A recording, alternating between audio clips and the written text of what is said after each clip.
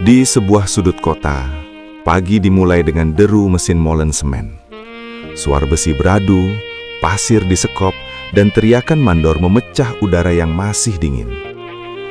Para buruh bangunan telah bekerja sejak subuh, mengangkat karung berat, mengaduk beton, mengejar target hari itu sebelum matahari naik terlalu tinggi. Debu beterbangan, keringat membasahi punggung mereka.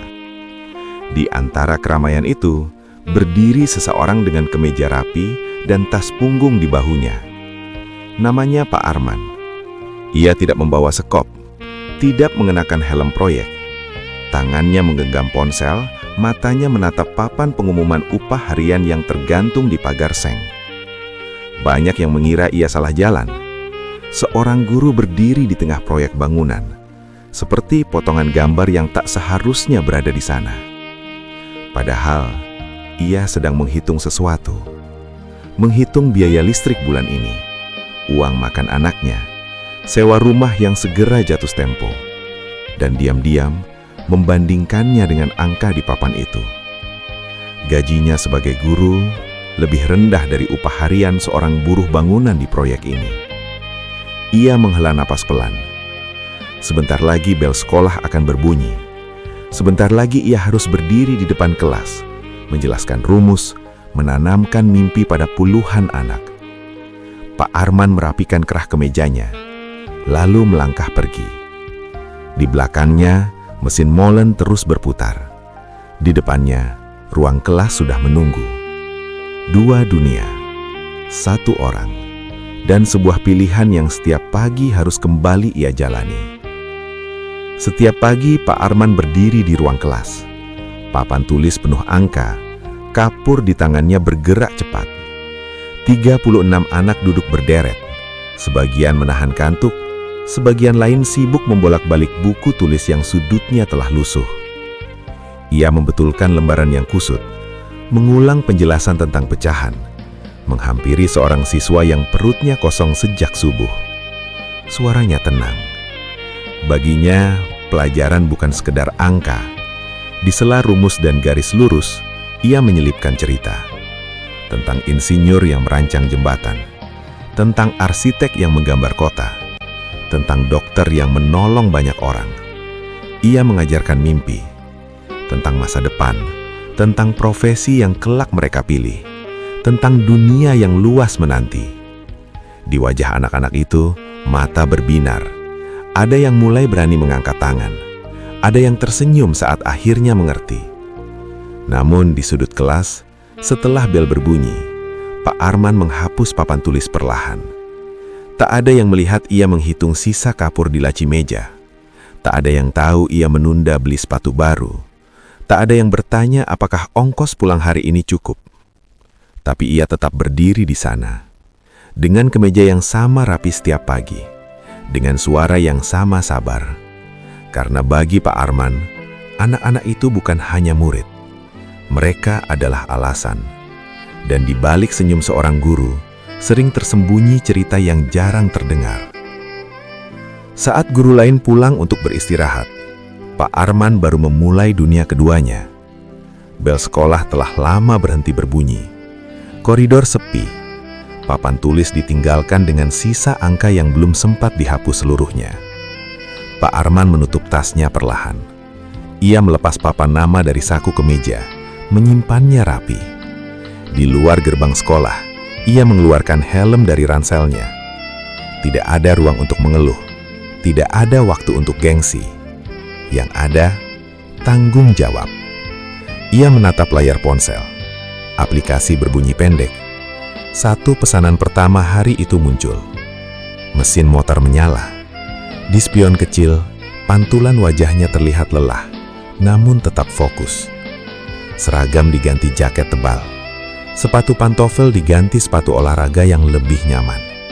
Langkahnya cepat, seolah dunia tidak memberinya pilihan untuk melambat. Di jalanan sore yang mulai padat, klakson bersahut-sahutan. Langit berwarna jingga, menandakan pergantian peran.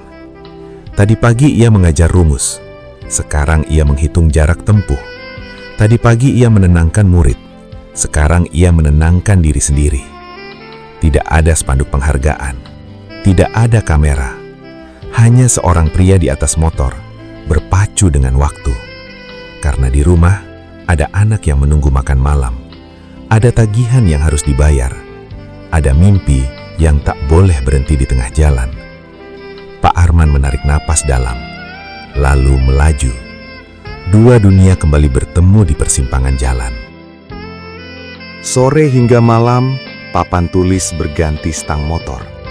Seragam diganti jaket tebal. Kapur diganti helm.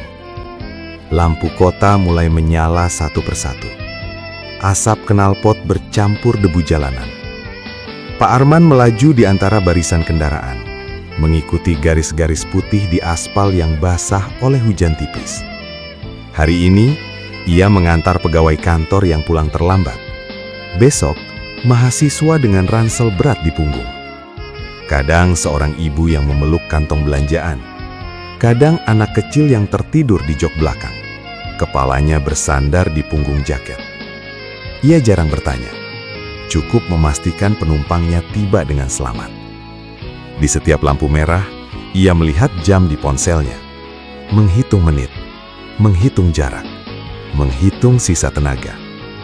Setiap kilometer adalah tambahan untuk uang sekolah anaknya, untuk sewa rumah, untuk listrik bulan depan. Angin malam menusuk tulang.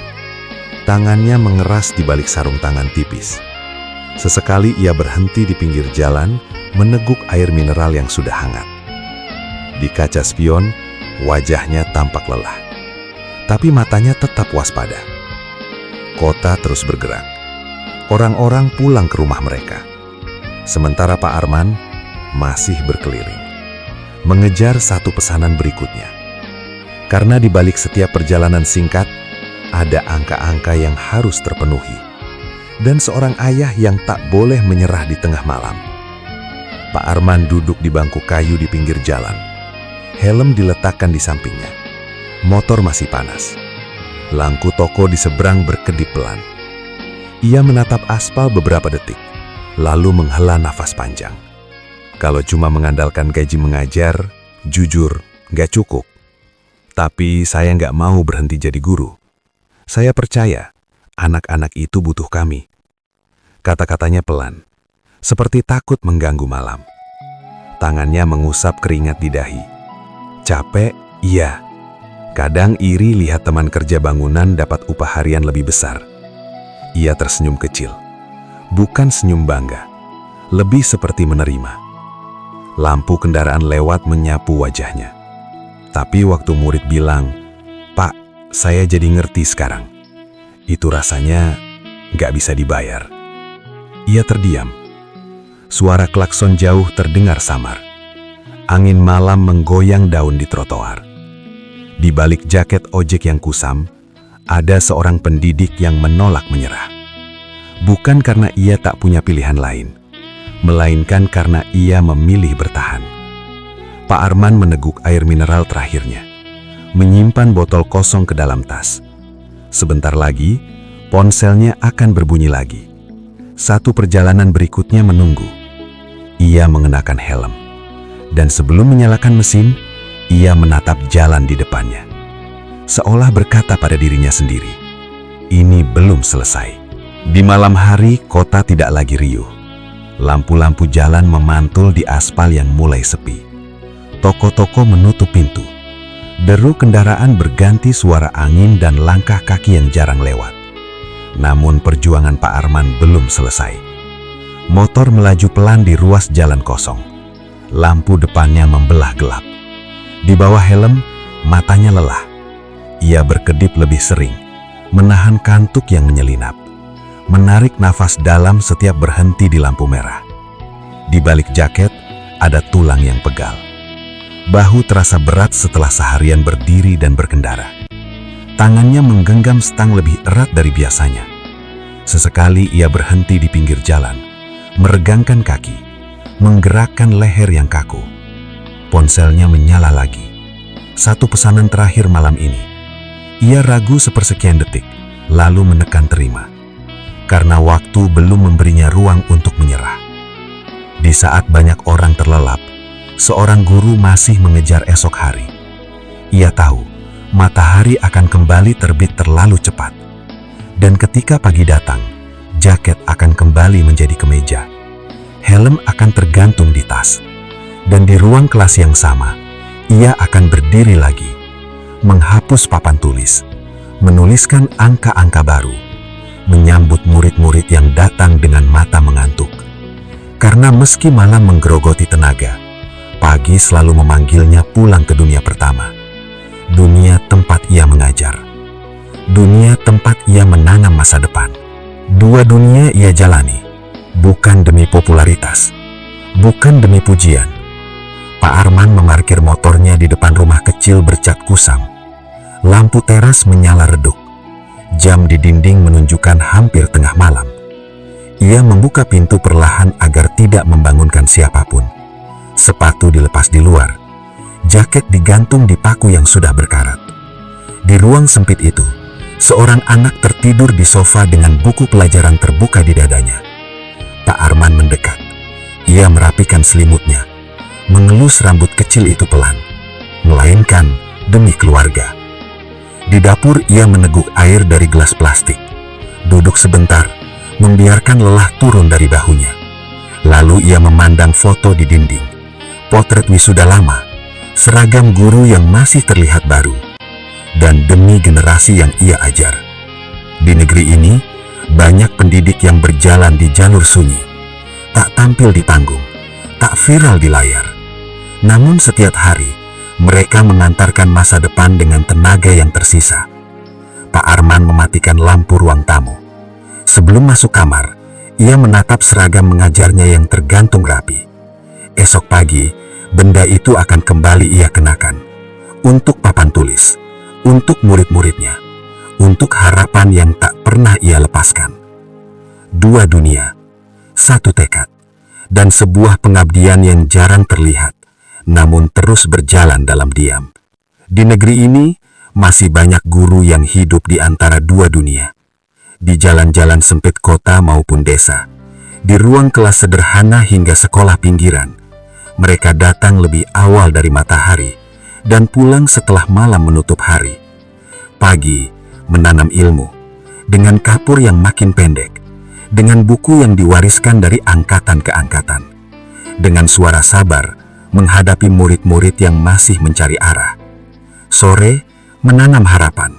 Di atas motor, di warung kecil, di ladang, di proyek bangunan. Mereka mengubah tenaga menjadi tambahan hidup. Bukan karena ingin terkenal, melainkan karena hidup menuntut lebih dari sekedar idealisme. Mereka bukan sekedar pengajar. Mereka pejuang yang bekerja dalam diam, tanpa sorotan lampu, tanpa tepuk tangan. Namun setiap huruf yang mereka tulis menjadi fondasi negeri ini. Setiap pelajaran yang mereka tanam adalah investasi paling panjang umurnya.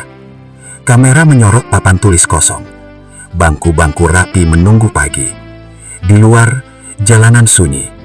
Di antara keduanya, ada manusia-manusia sederhana yang memilih bertahan di ruang pendidikan. Karena bagi mereka, mengajar bukan sekedar pekerjaan. Ia adalah panggilan. Ia adalah janji kepada masa depan. Dan ketika kita melihat seorang guru tersenyum di pagi hari, ingatlah, barangkali malam sebelumnya, ia sedang berjuang di dunia lain.